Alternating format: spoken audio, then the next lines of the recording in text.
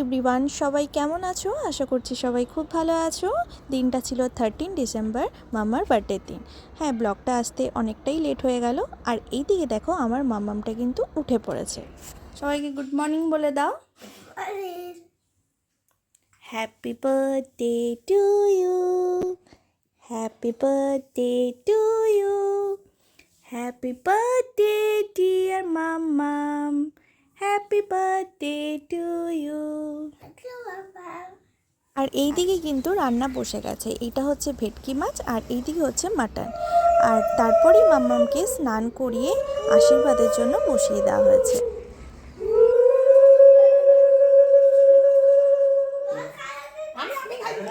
জল খাওয়ালে না?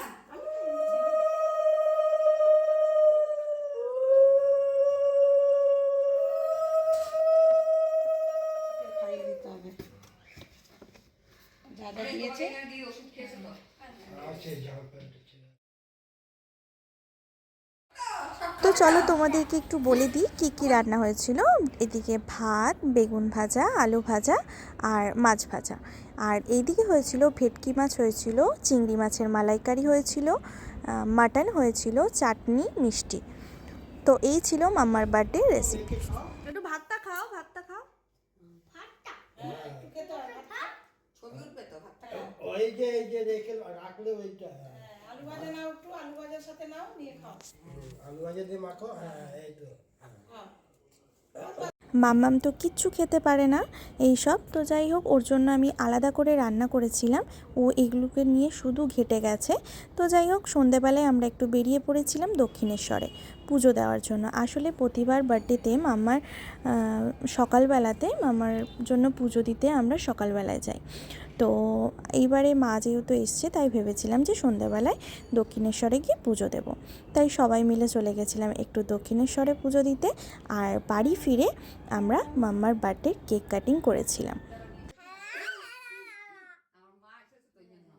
আর এখানে দেখতেই পাচ্ছ আমার ছোট্ট মাম্মামটা কতটা হ্যাপি। আর আমার মাম্মামকে কেমন লাগছে অবশ্যই কমেন্টস করে জানাবে।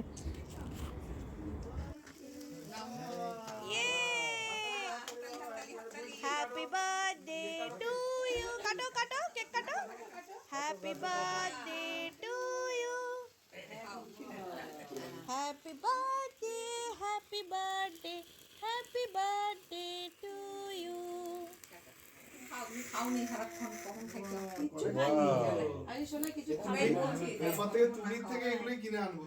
আর এইভাবেই মামামের বার্থডেটা এবারে আমরা খুব আনন্দ করে কাটিয়েছিলাম। আর তোমাদেরও ভিডিওটা কীরকম লাগলো অবশ্যই কমেন্টস করে জানিও। আর আমার ছোট্ট মামামটাকে অনেক অনেক আশীর্বাদ করো।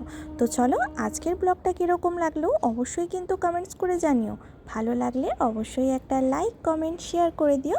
তো চলো, আজকের মতন সবাইকে tata, bye bye, good night.